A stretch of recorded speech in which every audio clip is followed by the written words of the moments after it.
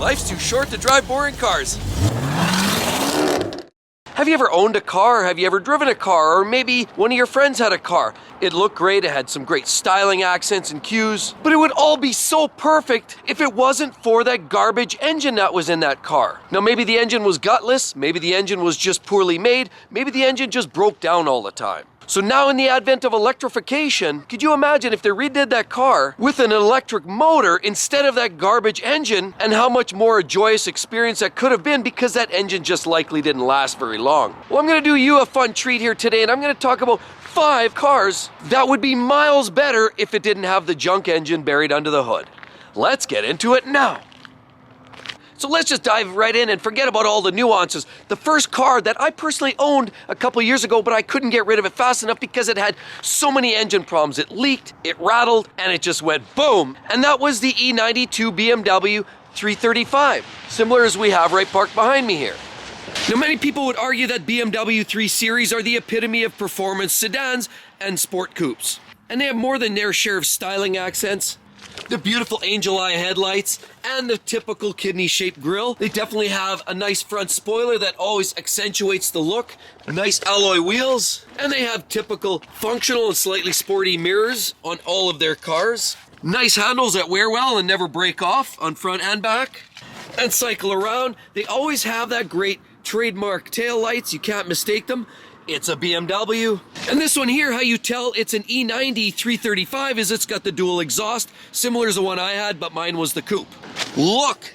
Right there we have a car that has a 300 horsepower turbo 6-cylinder engine. Well, this is the revised updated N55 engine. Mine was the N54, which is the twin turbo 6-cylinder engine. Made lots of power, but I couldn't drive that piece of junk for more than a week without having to lift up the hood to make a coolant leak repair or possibly fix an oil leak, or of course there's a whole host of other problems. Let's talk about a few of the issues I had.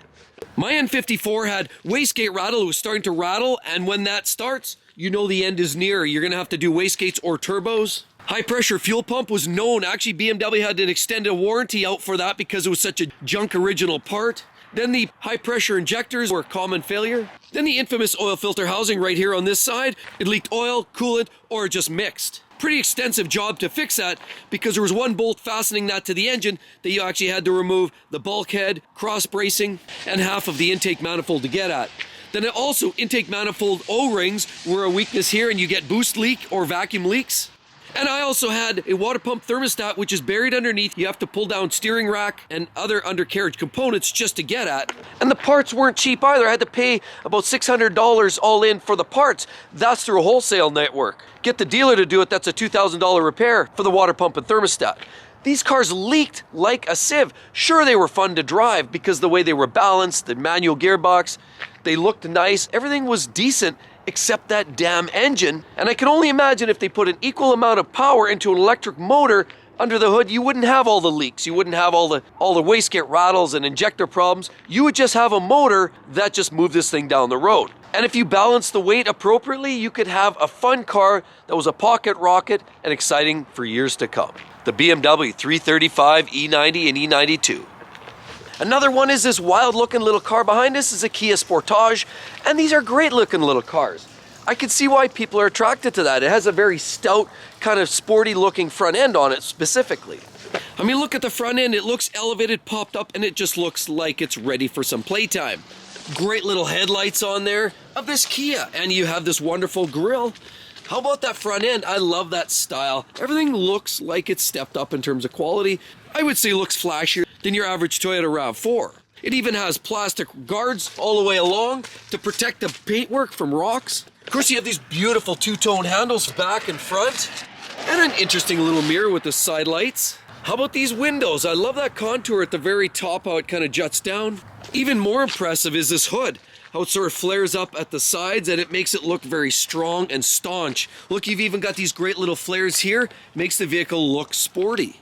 Of course, it's all-wheel drive, so it's great in the snow and the mud. And of course, it's got that beautiful running gear on top to haul that bed bug infested mattress to the dump. Great little rear finishing here, has that sharp drop-off overhang, and beautiful LED taillights at the back. Nice little chrome strip, makes this car look very sharp from pretty much every angle. Love these little marker lights on this Sportage, by Kia, and it's an EX variation. It even has a very interesting rear finishing, how it sharpens down at the back. The car looks very sporty. How about the interior? Actually, the quality of the interior looks very, very good, and they're certainly improving year on year to make these Kias and Hyundais in line with a lot of the more premium models within the Japanese variations. But there's a problem. There's a big problem. If only these were electrified. Why? Because the 2-liter and a 2.4-liter GDI engines, boom, there's a recall because they have been known to catastrophically fail. How is that? Well, somehow during a little thing they call machining process, what they did was they left some burrs behind. So there's a little metal particulate that wound up in the oil passages of the engine and the crankshaft. So when the vehicle starts to be put in commission and put into service, the oil basically carries some of those filings through the engine, and in some cases locks up some of the cooling passages, so the rod bearings underneath the engine at the bottom of the reciprocating mass start to overheat. When that happens, these cars have been known to burn up roadside. On top of that, there's a hydraulic electronic control unit that have been known to burn up even at will when the vehicle's parked. And the ABS control unit is also known to burn up. So unfortunately, these vehicles, as great looking as they are, they're suffering a lot of little problems. And while yes, there's lots and thousands of very happy owners of these vehicles, sadly, there's many, many unhappy vehicle owners that have been left roadside and even have been put out physically by the results of this poor construction in these vehicles. So could you imagine if this great little vehicle was powered by electrification? Guess what? Hyundai and Kia now are quickly advancing their electrified motor drivetrains because some of these engines they just want to put in the rearview mirror and forget all about it. So if you can get this with only electrification, you probably got a winner. Now the next car is this little cutie right behind me here. And could you imagine if they made it electrified? That would take all the mechanical issues out of the equation here. But these are popular little cars, all the way from Mr. Bean. These go way back. They even have a little bit of a racing heritage, and they're exciting to look at and even more so to drive. The problem is what's under the hood. But let's take a look. Look at this. How's that for a gap? 2 fingers there? But the other side, I can't. So clearly there's an issue in build quality and consistency there. Here we have this great little front grille. And this is a Cooper S right here. Has great little fog lights on the front. And the bug eyes do look impressive from a distance. Of course, they've got that front hood scoop, looks sharp. And this front spoiler here definitely has a sporting look to it. And even from the side. Oops! You think that little accident maybe had something to do with the alignment on the headlights? Just saying is all. But then they have these great little mirrors. Love these high gloss black mirrors. What about this large glass panel on the roof? Beautiful. And then you've got this wonderful overhang here. Love these real retro style taillights on both ends on this Cooper S. And the overall presence of the car is beautiful. Oh, what's this? Gotta like the looks from both the rear and the front. It looks spectacular. And what about the inside? Very retro, very attractive. You get an auto or a manual gearbox in these cars. And they are incredible little cars to rip around in, but the problem is all the mechanical issues, particularly in the earlier models. I'll give you some examples. CVT and transmission related issues in some of the earlier cars, electric problems here galore, and the bigger issue, of course, is the engine.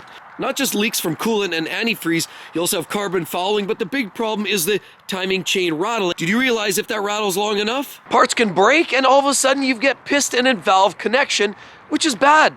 Interference engine means instant engine destruction. Could you imagine if you combined all of that style and that unique appeal and driving dynamic with the security and reliability of an electric motor and batteries to eliminate all those leaks and potential catastrophic engine failures?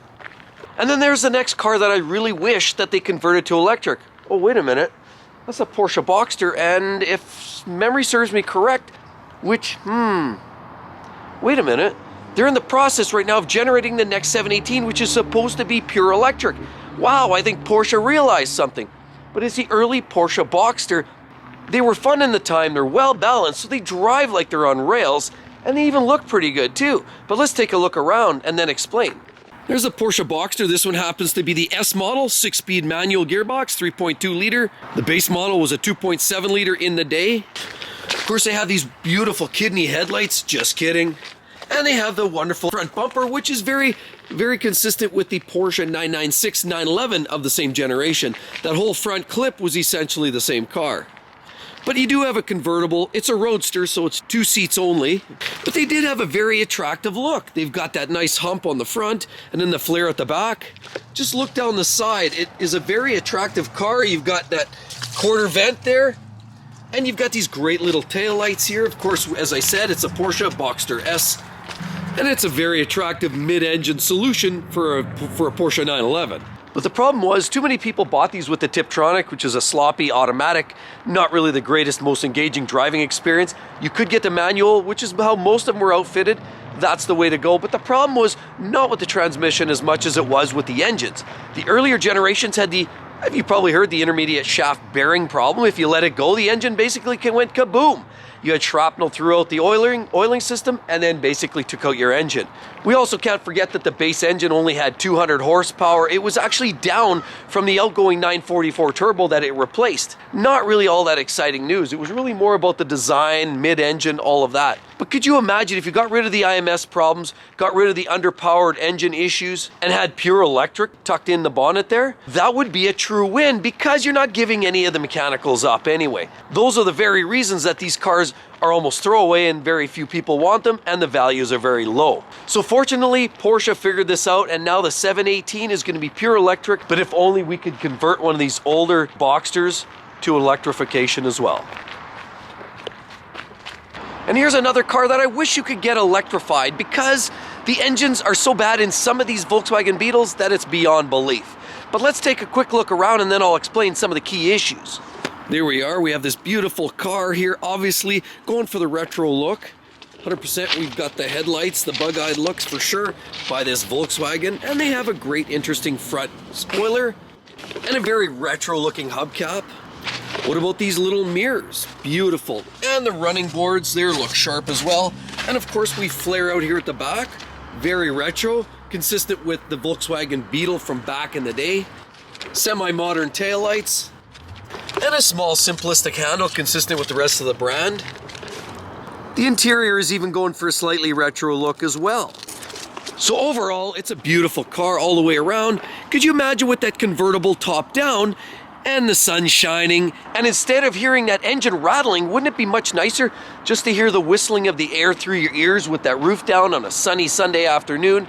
Maybe find your favorite back roads, because the engine that you'll find under the hood of these vehicles are often very problematic. You want a few examples?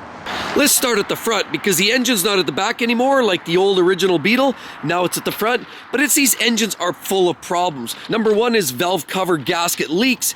That's a problem. Leaks as well as smoke, possibly down the exhaust manifold.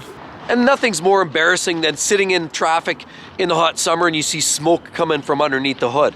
There's also check engine lights, which are common, and more importantly, overheating is a very, very common problem with some of these engines. But get past all of that nonsense, we won't even talk about the electrics and some of the other module problems with these vehicles. The big one is engine rattle. Sometimes you get a difficulty starting, and often you get a rattling noise from under the hood. So what is that rattling noise? It's called the timing chain. And when the timing chain starts rattling, that's an indication that the chain is too loose, often because of low oil pressure or certainly because of timing chain ramps and hardware. If that timing chain actually skips a cog or two, you wind up with a catastrophic engine failure. And why is that? Well, simply because piston, valve, connection, game over. So while it's a beautiful car, very cool, very stylish, and even better with the convertible than the coupe, one really can't help wonder how much better this car could be if you could plug it in and drive away without an ounce of a problem. The Volkswagen Beetle Cabrio. And with all of that said, be sure to click on that. You're gonna love it.